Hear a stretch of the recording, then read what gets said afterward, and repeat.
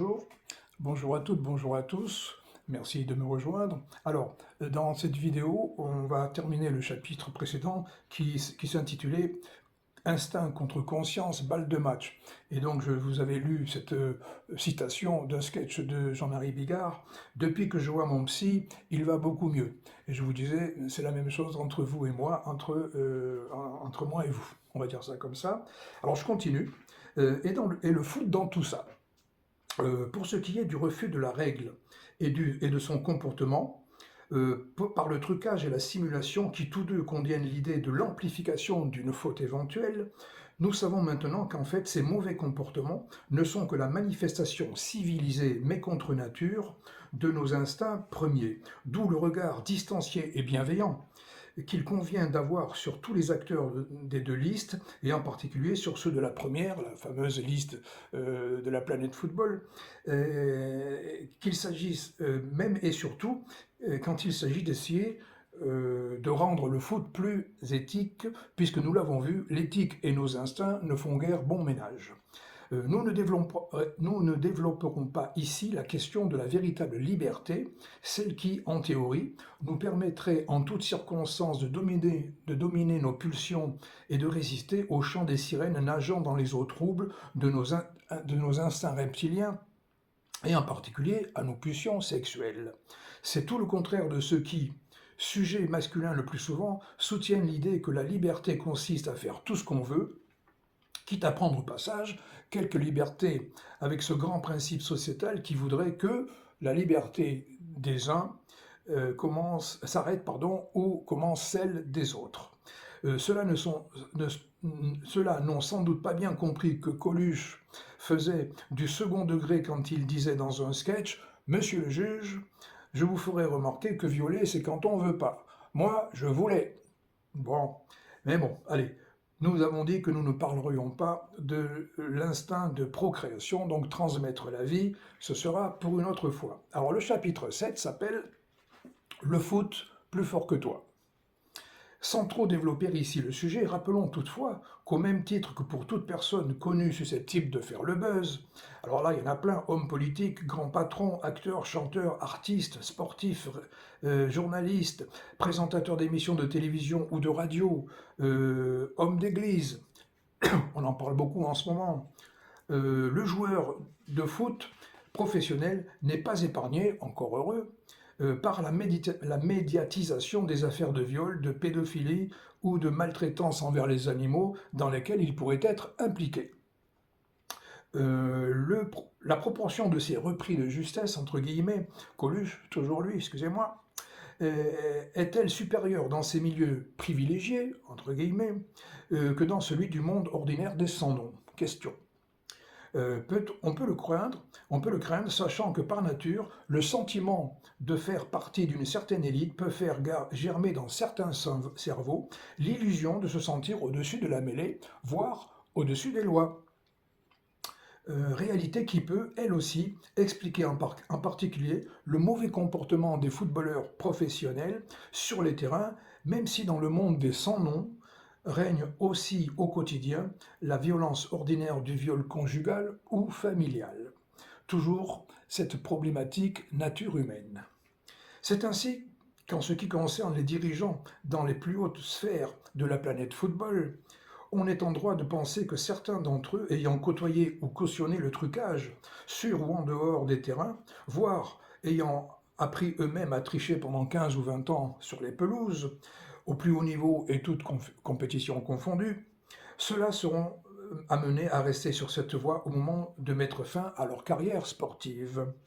Et c'est en toute logique qu'ils le feront, avec cette conviction de pouvoir dans la foulée, continuer à tricher, mais cette fois sur un autre terrain, celui du pouvoir, des avantages en nature ou en espèces, que leurs nouvelles responsabilités soient exercées au sein des instances du football, en politique ou bien dans les entreprises liées au foot ou pas. Et oui, il en va du sport comme de la politique, par exemple, à propos de magouilles en tout genre toujours possible, même si nous reprochons aux hommes politiques de faire ce que nous serions tous tentés de faire à leur place. Alors attention quand même, j'ai bien dit tenter de faire et non pas ferions. Affaire de circonstance en fait. Encore une fois, toujours la même principale responsable, la médiocrité profonde de la nature humaine. Vous savez que expliquer ne signifie pas justifier.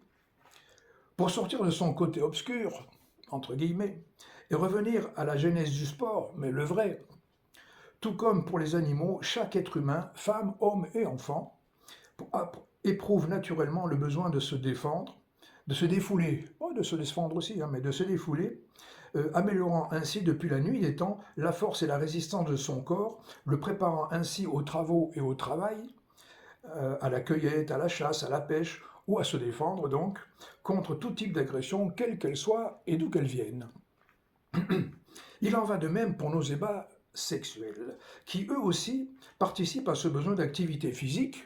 Ne parle-t-on pas à ce sujet de sport en chambre, avec un petit clin d'œil et un petit sourire en coin? Je l'ai mal fait le sourire en coin, hein.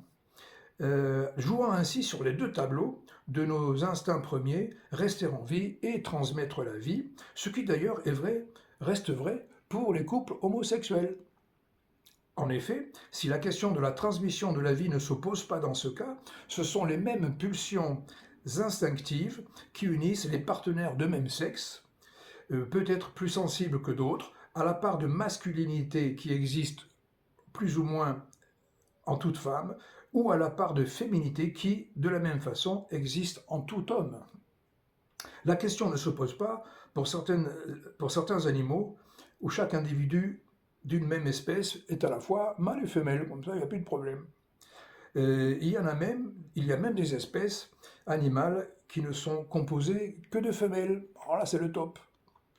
Même s'il prend des proportions démesurées, bien que souvent cachées dans le sport en général, je ne développerai pas ici la question de l'homophobie tellement, au même titre que pour le racisme, ce fléau sévit dans tous les secteurs de la vie et sur toute la surface de la planète. Rappelons simplement que l'une des raisons d'être du sport, école de la vie, en théorie, est de participer à l'effort collectif d'information, d'instruction, de formation et d'éducation des plus petits, mais aussi des plus grands.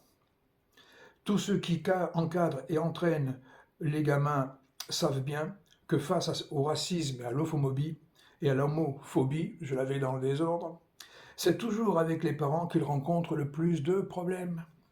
Si pour les couples hétérosexuels, faire des bébés est loin d'être le moteur essentiel de leurs ébats amoureux, au profit de celui de l'assouvissement d'un désir et de la recherche du plaisir, la conscience de l'éventualité, pour ne pas dire du risque, de la conception d'un enfant reste toujours plus présent dans l'esprit de la femme que dans celui de l'homme.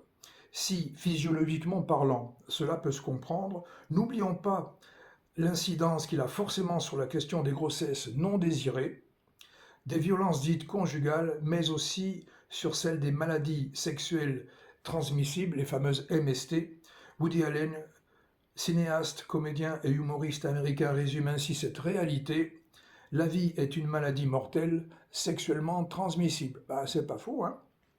Mais ce faisant, ce défoulement permet aussi aux humains de dépenser le trop-plein d'énergie que la nature a bien voulu leur donner, merci qui, et qui leur resterait en réserve. Voilà ce qui explique tout simplement l'avènement du sport dans nos civilisations et dans notre monde, et donc, au final, la naissance du foot.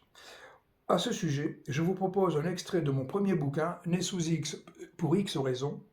Je fais dire ce qui suit à une sorte d'extraterrestre en mission sur Terre qui rédigerait son rapport sur les terriens et le sport. On se garde ça sous le coude pour la prochaine fois, ce sera la vidéo numéro 11. Et d'ici là, portez-vous bien. Merci encore de me suivre, c'est très sympa, ça fait plaisir. Et à la prochaine fois. Ciao!